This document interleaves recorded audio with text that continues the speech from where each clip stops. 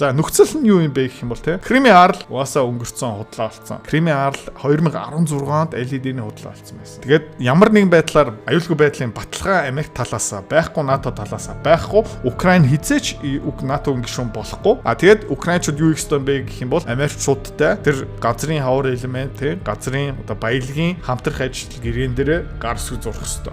Зеленский дургүй ах шүү байна. Зеленский үгүй гэж эсэргүүцэж байна. За ярьж байгаа юмыг сонсцгоо.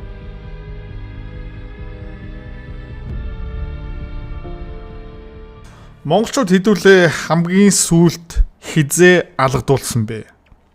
За. Энэ бол 2016-17 онд. За яагаад алгадуулсан бэ? Хэн биднийг алгацсан бэ гэх юм бол хятад биднийг алгацсан. Бидний юу хийсэн бэ гэх юм бол улс төрийн хувьд, олон улсын харилцааны хувьд тийм манай том гүрэнгийн дургу хүргэсэн. Юугаар дургу хүргэсэн бэ гэх юм бол хэдүүлээ эсвэл манай улс төрчид хэнийг өрсөн бэ гэх юм бол Далай ламыг Монгол руу урьсан. За Тибетийн асуудал хятадуудын хувьд бол эмзэг цэг.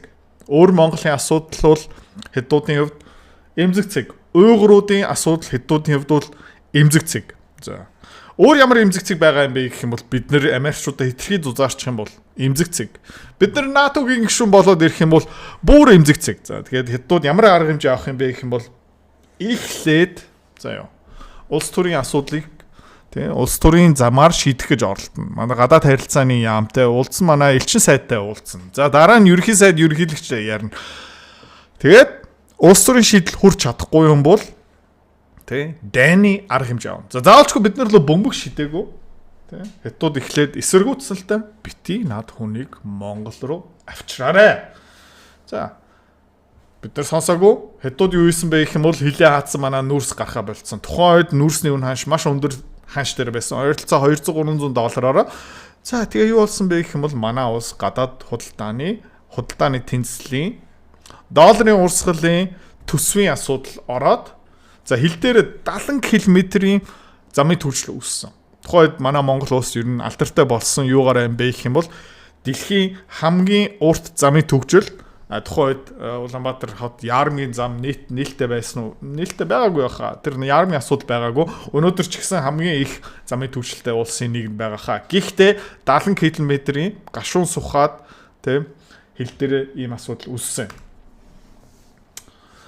За тэгээ бид нар айгүй хурдан энэ алгатлаасаа буцаж босч ирээд сургамж авсан. Тэгээ хэдүүд юу гэж хэлсэн бэ гэх юм бол China hopes тий та нар тий ухамсарсан бэлгүүдээ гэл тий бараг жижигхэн хүүхдээ ярьж байгаа юм шиг нэлэх ногоотой ярьж байгаа юм шиг бид нартай харьцсан.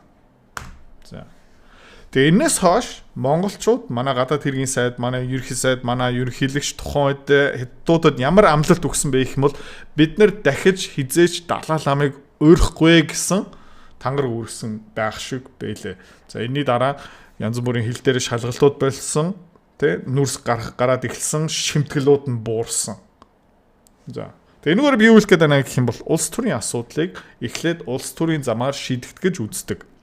За улс төрийн аргаар шийдэж чадахгүй юм бол ямар нэгэн байдлаар худалдааны арга дайн гих мэдшин арга хэмжээ авдаг. За худалдааны арга хэмжээ байхгүй бол хил хаагдах нь боломжгүй юм бол орлого дээр ингээд хүнийг мушгаад, гарыг мушгаад тэр боломжгүй юм бол эцсийн арга юу юм бэ гэх юм бол одоо манай монголчууд НАТОгийн гишүүн болно. Гэх мэт чинь далчгнаа яваад ирэх юм бол Орос танк төрүүлээ ирэх юм уу, Хятад танк төрүүлээ ирэх юм бол бараг зэрэгцээд орж ирэх баха. Окей. Энийг би яагаад яриад байна гэх юм бол энэ бол бодит байдал. Хятадууд Оросын дэргэд хажууд залгаа амьдрнаа гэдэг чинь тэднэрээс том биш юм бол хөвшөөрөг биднэрт байхгүй юм бол бид нар тэдний дургу хүргээд үгэнд орохгүй юм бол бид нар алгадуулнаа. За. Тэгээд энэ зургийг та танилцуулъя. Вампир хүн юун дургу юм бэ гэх юм бол нарны гэрэл дургу. Супермен юун дургу юм бол Kryptonite дургу. Тэр ногоончлуу та Суперменийг кино харж байгаа юм бол. Тэгээд сүүлийн үед Украиныг Слава Украина гэдэг хүмүүс юун дургу юм бэ гэх юм бол бодит байдал тий дургу байх шиг байна. За бодит байдал юу юм бэ гэх юм бол Дональд Трамп Америкчууд Орос Путинтэй яриад эхэлсэн. Оросууд ямар юу санал болгож байгаа юм бол за дайныг зогсооё. Энэ бол өнгөрсөн өчигдрийн мэдээлэл. За. Тэгээ Оросууд юу санал болгосон бэ гэх юм бол яг одоо дайныг царцааж болно. Тэ тэр 4 областыг тэр чигтээ бүтнээр нь авах хэрэггүй. Зөвхөн тэр областуудын хил мэл зураас шинээр зурчия. Тэ нэмж заавалчгүй талбай эзэмших хэрэггүй дайныг зогсооё. Гэхдээ нөхцөл нь хуучнараа хിവэрэ. Украин НАТОгийн гишүүн болохгүй, тэ Европын холбоогийн гишүүн болж болно. Гэхдээ Украин тэ НАТОгийн гишүүн болохгүй, хизээж болохгүй. Тим тангараг өрөх ёстой. Монголчуудын тангараг, украинчуудын тангараг зарчмын хувьд яг адилхан. Хөрөнгөний зах зээл хувьцаа улс төрийг сонирхоод байна тий. Тэгээ хөрөнгөний зах зээл яагаад өсдөг юм? Эдийн засаг яагаад өсөд идэг юм бэ? Ойлгомоор байгаа юм бол миний Fuck Money 2 Time to Die номыг сонирхоод үзээрэй. Дэлгэрэнгүй мэдээлэл idrotsik.com-оос. За тэгээд энэ ном ойролцоо бараг 500 хуудастай дүүрэн мэдлэг. Хамгийн гоё юм юу юм бэ гэх юм бол 8 дугаар ангийн хүүхэд энийг ч гэсэн ойлгомжтой маш энгийнээр бичсэн. Санхүүч хэлээрээ ерөөсө бичээгүй. За, захил маргаан бол idrotsik.com тэнд бас дэлгэрэнгүй мэдээлэл байгаа. За. Америкчууд эргүүлээ юу гэж байгаа юм бэ гэх юм бол окей. За тэгвэл та нар тий дайн зогсоомоор байгаа юм бол та нарын нөхцөлийг хүлээж авлаа. Тэгээ Америкчууд юу хэлж байна гэх юм бол тэгвэл бид нэр санкцыг бас буулгаж болно. Тий тодорхой хэмжээнд. За тэгээд ер нь бол дайн хаан зогсох юм бэ гэх юм бол яг энэ улаан талбайныхаа дагуу Донецк област тэр чигтээ авахгүй Запорожье Херсон бүтнээр нь бас байхгүй зүгээр одоо байгаагаар л тий юмыг зогсоочё. Тий яг одоогийн зураас дээр. За тэгээ энийг дахиад харуулчих заяа. Украины өдөртөгч Зеленский гих мэтшин энэ бодит байдалтай тий эвлэрч чадахгүй байх шиг байна. Тий иймэрхүү асуудал яагаад үссэн бэ гэх юм бол улс төрийн замаараа энийг шийдэх боломжгүй байсан. Украиныг НАТОгийн гишүүн болоорой худлаа шүү. Цүмийн зэвсэгтэй болж болохгүй. Европын, Америкийн цэрэг Украины талбай нутаг дээр Оросын хаалга үүдэн дээр байшгүй гэж ярьсаар хятадууд яг адилхан Далай ламыг оруулахгүй шүү. Олон жил дараалалаараа хэлсээр хагаад бид нар одоо Далай ламыг дахиад өрөөд авчирчих юм бол өмнөх шигээс илүү хурц арга хэмжээ хятад авах нь ойлгомжтой. За Тэнтэй хүмүүс эвлэрч чадахгүй байх шүү тий. За нөхцөл нь юу юм бэ гэх юм бол тий. Кримийн арал угаасаа өнгөрцөн худлаа болсон. Кримийн арал 2016 онд LED-ний худлаа болсон байсан. За дайн одоо яг зогсно. За Америкчууд санкцуудаа буулган Запорожье LED-ний өмчлөөд юм уу тий эзлээд авцсан цүмийн атомын станц тий Оросын тал байхгүй. Гэхдээ Америкчууд тэрийг өдөртнө. Бас нэг муу үр дүн биш. Ягаад гэх юм бол Оросууд зүгээр тэрийг ингээд авч үлдчих болно шүү дээ. За. Тэгээд ямар нэгэн байдлаар аюулгүй байдлын баталгаа Америк талаас байхгүй, НАТО талаас байхгүй, Украин хизээч НАТОгийн гишүүн болохгүй. Тэгээд Украинчууд юу хийх ёстой бэ гэх юм бол Америкчуудтай тэр газрын хавар элемент тий газрын одоо баялагын хамтрах ажил гэрээн дээр гар сүг зурх ёстой. За. Зеленский дургүй ах шүү байна. Зеленский үгүй гэж эсэргүүцэж байна. За ярьж байгаа юмыг сонсцгоо. Якщо хочуть зафіксувати, що Україна відмовляється від НАТО, наприклад, всі нас підтримують НАТО, але Росія вимагає, щоб ми відмовилися від НАТО, у мене питання дуже пряме. У нас Зеленский юу хэлж байна гэх юм бол бид нэр НАТОгоос гарах юм бол НАТОгоо болох юм бол НАТОгийн гишүүн байгаачгүй НАТОгийн гишүүний аль биесний урилга аваачгүй тэ Европын том гүрэн юу хэлж байна гэх юм бол НАТОгийн гишүүн болохгүй тэ хөшгөний цаана тийм учраас мань хүн нийгэм боллоо гэж байгаа юм. Анханасаа би болоогүй юмыг болно гэж байхгүй шүү дээ. Того немає. Нас всі не підтримують. Але навіть якщо б ми уявили це, у мене питання, а відмовлялись від НАТО, це гарантії безпеки. А що?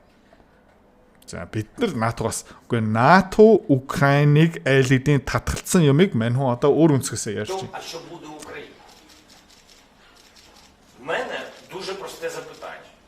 Ми відмовляємось, і це просить нас Сполучені Штати Америки, наприклад. Тэгээд Америкчууд биднийг өрөх юм бол яах юм бэ гэж ярьж байгаа. Америкчууд Украиныг өрөхгүй. А я тоді говорю Сполученим Штатам Америки, якщо ми хочемо бути конструктивними дуже, а що взамін? За тэгээд Америкчууд бид нар НАТОга болиё гэх юм бол Америкчуудаас бид нар явах юм бэ. За тэгээд Зеленский юу хийгээд байна гэх юм бол хүзэргүй байж хүзэр тоглох гэдэг байгаа байхгүй юу? За Америкчуудын үгийг дахиад таадад сонсуулъя. Энд дөнгөж өчтөр ярьсан Kellogg гэсэн хүн юу хийж байгаа юм бэ гэх юм бол Special Envoy to Ukraine. Тэ Америкийн Украинд руу явуулсан төлөөлөгч. Let me give you one example. The example is we've been very clear. NATO's off the table. You're not going to be part of NATO. That Маш тодорхой хэлсэн. Тэ NATO is off the table. НАТО-гийн гишүүнчлэл худлаа. something that's not new. We've been talking about that since 2008 when Ambassador Burns told Condoleezza. За энэ бол нэг шинэ юм биш ээ. 2008 оноос хойш бид нар юу ярьж байна гэх юм бол Америкийн элчин сайдын яам. Condoleezza Rice тэр Обамагийн доор байсан. NATO is off the table.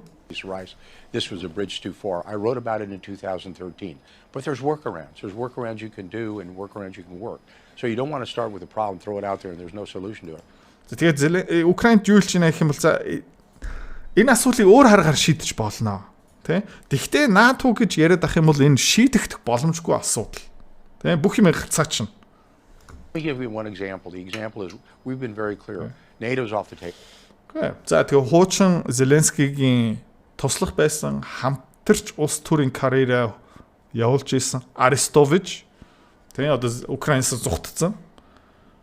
Дараагийн ерөнхийлөгч болмоор байгаа Украины. За тэгэхээр энэ хүний яриаг сонсцгоо.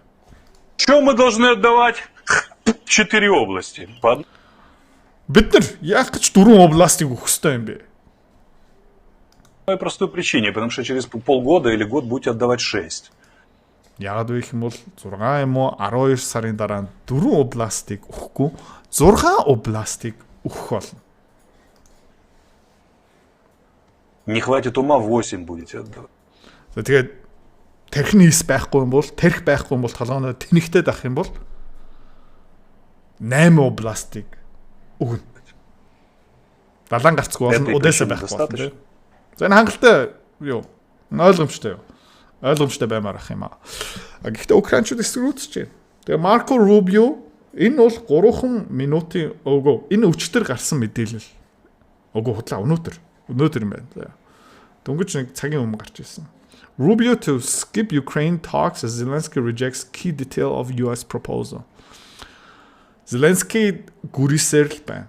Америкчууд тохирч ах шиг байна. Оросууд тохирч ах шиг байна. Одоо хин энийг гацаагаад байгаа юм бэ гэвэл Зеленский энийг гацаагаад ах шиг байна. Америк номер 1 санхүүжуулагч, зэвсэг нийлүүлэгч, дэмжигч Украин яг амьд байгаа юм бэ гэх юм бол Америкчудаасаа болж байгаа. Тэгээ эсэргүүцэж байна. Тэгээд магадгүй заяа. Одоо Америкчууд нэг юм хүсэж байна. Дэлхийд даяар юм хүсэж байна. Европчууд угаасаа хамаагүй. Тэ? Оросууд нэг юм хүсэж байна.